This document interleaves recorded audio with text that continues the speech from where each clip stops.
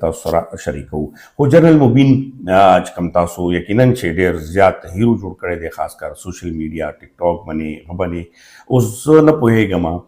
ما خو ډېر معلومات خیر خستی چې چېرته پاتې شوی پاکستان کې څومره خوړل سکل کړي دي او بیا څه صورتحال مې لاړ دی او ټیک ټاکر څنګه جوړ شو، صرف په کنځلو او بدو ردو باندې جوړ شوی دی او بدو ردو باندې د پاکستان خلاف چې کوم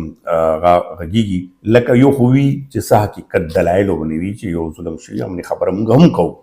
د خپل حکومت یا د ادارو، خو چې کوم اسم نه او ته هسې بدې ردېوې او په داسې حالاتو کې چې دې وخت کې پاکستان کې افغانانو څومره مشکل دی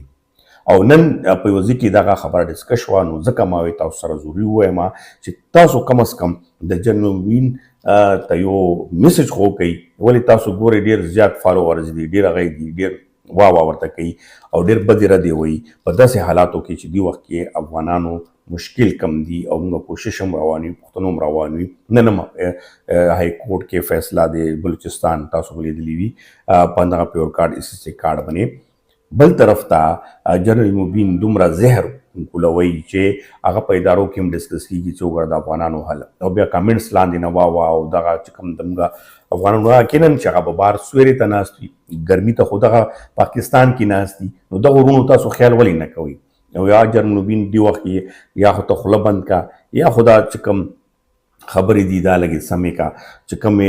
په تا ادارو پسې خبرې کوي یا پاکستان پسې خبرې کوي، د هغې نقصان فایده نه نقصان نشي رسوي، خو نقصان خپل افغانانو ته چې دې وخت کې په پاکستان کې کروبرونه دي، بال بچي دي او دلته پاتې کېږي، هغو ته د غټ نقصان جوړوي. نو دغه ما تاسو سره یو پیغام د شیر کما مخکې راځو خبرونو ته، نو ملګرو تاسو هم په دې باندې که نور څه نشي کولی نو میسج خو ورته کولی شي چې وروره لږ دې باندې خیال وساته. او موږ خو به صرف تاسو ته یو هغه و چې دې وجې نه څومره نقصان، نفرتونه او بیا په ادارو کې یو ثبوت هم پیش کېږي چې دا د افغانانو حل دی. داسې نور هم ډېر ملګري چې کوم نفرت خوري هغو ته هم دا پیغام دی. اوس راځو